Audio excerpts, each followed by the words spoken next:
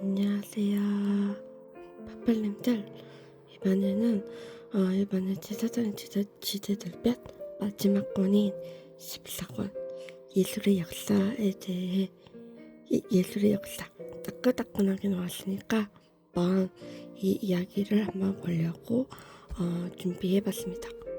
이번에는 끝까지 시청해주시면 감사하겠습니다. 그럼 바로 무슨 이야기일지 바로 들여다보도록 하겠습니다.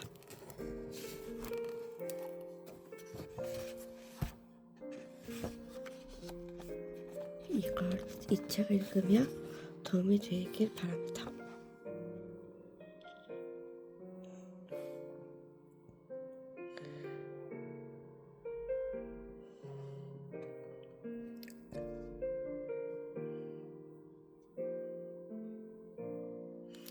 역사를 잘 살펴보니 그 답이 있었습니다. 어느 날 왜 경제에 의해서 쓰기가 좌지우지되는지 원인과 흐름을 이해할 수 있었죠. 이 문학은 이렇게 세계를 보는 눈을 뜨게 해줍니다. 예술도 이 문학에 속해요. 예술은 단지 멋진 그림이나 아름다운 음악을 넘어서 사람이 무엇인지, 무엇을 느끼고 어떻게 살아야 하는지를 묻는 활동이기 때문이에요. 또 아름다움을 사랑하고 아름다움에 감동하고 이를 표현하고 싶어하는 인간의 본성이 예술 속에 자연스럽게 드러나기도 해요. 때로는 말보다 강하게 세상을 향한 메시지를 전달하기도 하죠. 아름다운 작품 앞에서 감동하고 자신의 감상을 솔직하게 나누는 것도 중요한 인문학적 태도랍니다. 나의 감정에 귀 기울이고 타인의 시선을 존중하는 연습이 되니까요. 그럼 저와 함께 아름다운 예술의 세계로 떠나볼까요? 차례는 프롤로그 갑작스러운 손님과 1. 우리 예술에 대한 입장. 우리에게 예술이 필요해. 2. 고대미술 파라오의 영혼을 위하여. 3. 중세미술 신의 시대 암흑의 시대. 4. 르네상스 미술 다시 활짝 피어나다. 5. 르네상스 미술 2. 르네상스의 천재들. 에필로그 새로운 시대가 온다.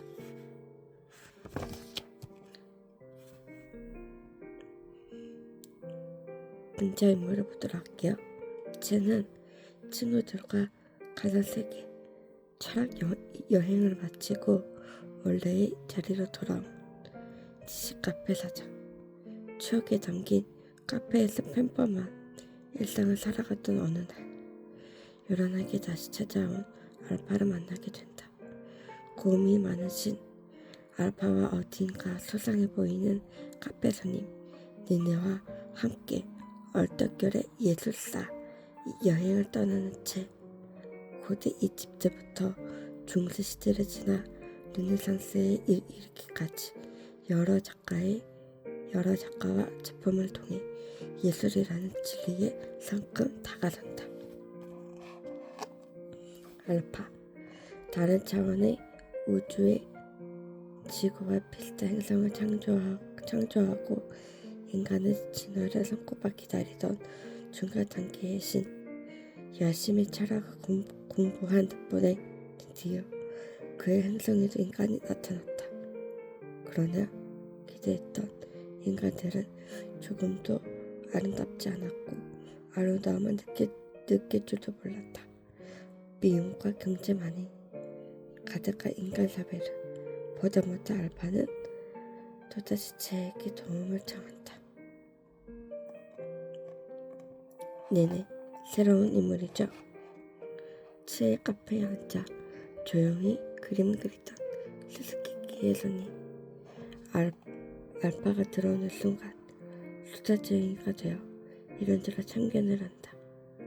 알파의 행성에 예술이 없다는 것을 알아차리고는 예술사 공부를 권하기도 한다.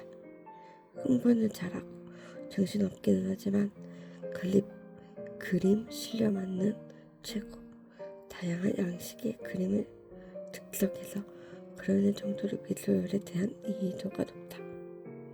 마스터, 알파와 항상 함께 다니는 흰색 쥐, 알파보다 높은 상위신이다. 레오나르도 다빈치, 예술과 과학을 넘나든 르네상스의 천재, 모나리자를 그린 화가, 미켈란젤로, 인간의 육체를 신의 형상으로 빚은 조각가, 존재 창조를 그린 과장이다. 이야기를 들으면서 도움을 되길 바라며 저와 같이 독서를 읽으며 공부하는 시간을 가져보도록 하겠습니다. 프롤로그, 갑작스러운 손님. 수벅수벅 조용히 눈이 쌓이던 그날 오후, 제 카페 청장에서 요란한 소리와 함께 떨어진 건 다름 아닌 알파와 마스터였어. 그래 뭐 그렇게 놀랄 일도 아니지. 알파는 신이니까. 그 능력을 이용해 시공 같지만 충분히 초월할 수 있었을 거야. 그런데 문제는 알파의 표정이었어. 쟤는 바라보는 얼굴은 분명 간절하게 도움을 청하는 눈빛이었거든. 도와줘, 쟤. 큰일 났다고. 알파는 평소처럼 큰 소리로 외쳤어.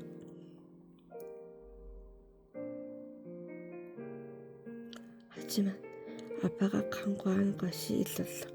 아무도 없는 듯 조용했던 제 카페에 손님이 머무르고 있었다는 거지. 자리에서 사각사각 그림을 그리던 손님은 기다렸다는 듯 벌떡 일어나더니 잔뜩 상기된 얼굴로 외쳤어. 말없이 있을 때는 몰랐는데 손님은 꽤나 수다스러웠어. 그리고 조금 전에 이 아저씨 자기가 신이라고 하지 않았어? 요? 무슨 신이 이래요? 도움이 필요한 건데요? 네? 네? 한 15살 정도 되었을까? 손님은 아직 어린 티가 남아있는 소녀였지.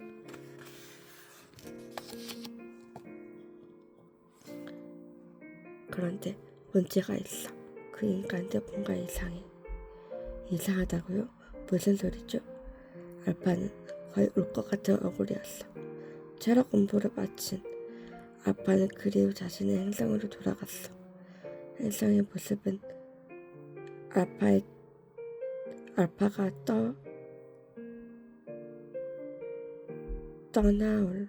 떠나올 때와 크게 다르지 않아 보였어. 하지만 그동안 수많은 생물이 진화하고 멸종하며 조금씩 새로운 모습도 띠고 있었지. 그리고 드디어 꼴이 없는 원숭이로부터 진화한 생명체가 무리를 지어 살기 시작한 거야. 그들은 제법 영리해서 문명을 이루고 자손을 번성시켰어.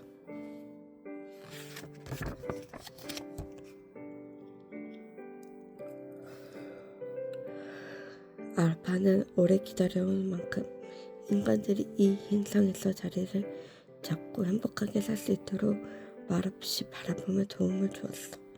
하지만 참 안타깝지. 그들은 그다지 사랑스러운 존재가 아니었어. 감정에 억눌려 있거나 감정이 아예 없는 것처럼 행동했고 철저하게 자신의 이익만을 위해 움직였지. 자연의 경이로움에 감동하여 노래를 부르지도 않았고 신을 참여하거나 저 하늘 너머의 세계를 동경하지도 않았어. 슬프게도 그들은 영리하면 영리해질수록 교활해질 뿐이었어. 알파가 그의 행성 또한 빠르도록 황폐해졌어. 기껏 나타난 인간들이 이 모양이라니. 알파는 너무 괴롭고 외로웠어. 한참을 고민하다 알파는 차원을 이동해 채를 찾아온 거야. 저는